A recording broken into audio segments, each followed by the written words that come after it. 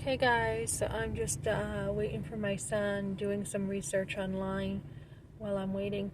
I have consistently said in my testimony I did not remember going from the car completely to what happened once I got to the clinic. I don't really remember. I feel like I blacked out.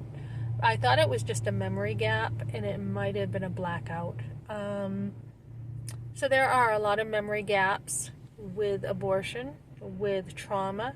As I've been looking at trauma, I had watched a video about a girl who was pregnant when she was like 14, and she talks about how her mother was telling her this, and they went to the doctors, and then they went through, the pregnancy, and she actually forgot things. She actually could not keep up and process what was going on, and she had blackouts during the whole process of her pregnancy, off and on, because of just like so much going on.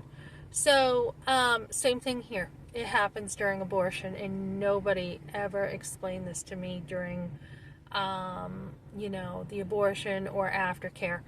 And so it's very common to have blackouts. It's very common with trauma to have a lot of memory gaps. And I had no idea until this week. I've taken a trauma class. It's like my third or fourth class? Third, I think. Fourth. Because there was another support group I took too. I started that, and then I went into this class instead. So, yeah, blacking out because the brain doesn't have enough oxygen, and you can black out during a trauma, and also memory gaps are huge. So it's really scary too once you've healed, once you're healing from abortion, to have those memories come back. I remember roller skating in my driveway with my roller skates. I remember my hula hoop, my cheerleading baton. I remember some of the cheerleading that I did. Some of the songs today, I was remembering some of that today that I had not remembered. So what happens is when you have a trauma, you kind of have to forget things because you are trying to survive. You cannot process usually an abortion. You just cannot. There will be things that you have to push aside in your mind in order to survive. So abortion, nobody's talking about the blackouts as much.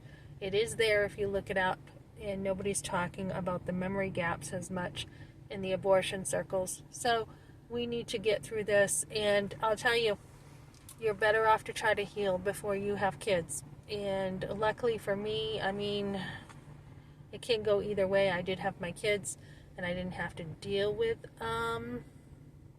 the abortion directly. It was a slow process of stuff coming out, very slow, and I was busy. I had to raise my family. I didn't have much of a choice, and I wanted to raise my family, and that was on very little. So I was constantly busy with my family.